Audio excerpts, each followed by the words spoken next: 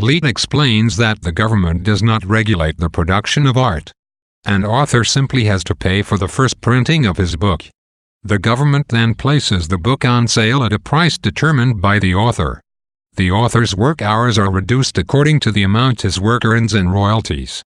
Therefore, people with literary talent can devote themselves entirely to writing, but no one is prevented from trying his or her hand at it. It is much the same with other creative endeavors. If a group of people wants to publish a magazine or newspaper, they gather enough annual subscriptions to cover the cost of printing it. The subscribers elect an editor, who is then released from other service for the duration of his term. The subscribers, who pay for the editor's maintenance, periodically choose to re-elect or oust the editor. Contributors are compensated from the publication's general credit, and their hours of labor are reduced accordingly. If a man cannot be freed from the nation's service through artistic or literary means, he can retire at age 33, but he will receive only 1/2 of the yearly credit of other citizens.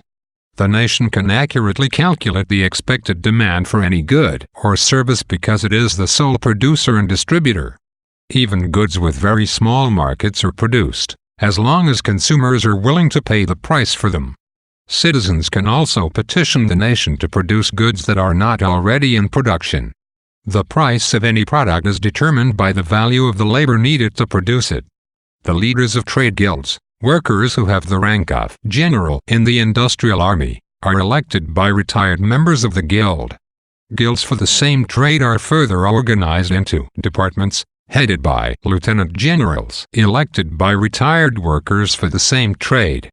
The president of the nation is elected from among retired lieutenant generals by the members of the liberal professions, doctors, teachers, artists, and so on, not by the industrial army.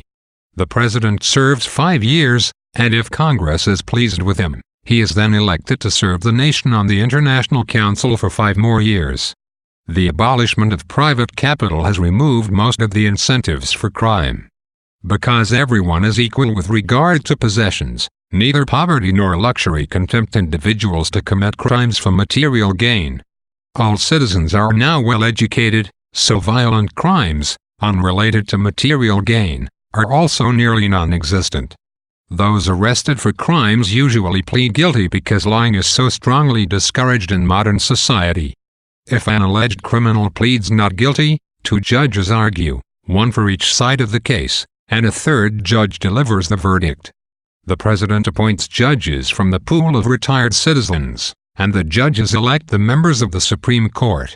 There is no longer any need for special training to understand law, as the law has been greatly simplified. There are no longer any state governments, and there is very little legislation passed by Congress. Education, devoted to furthering physical and intellectual development, is free and compulsory until a citizen reaches 21 years of age. The greater efficiency of well-educated workers makes such education cost-effective. Moreover, an education makes a citizen's company more agreeable and interesting to his neighbors.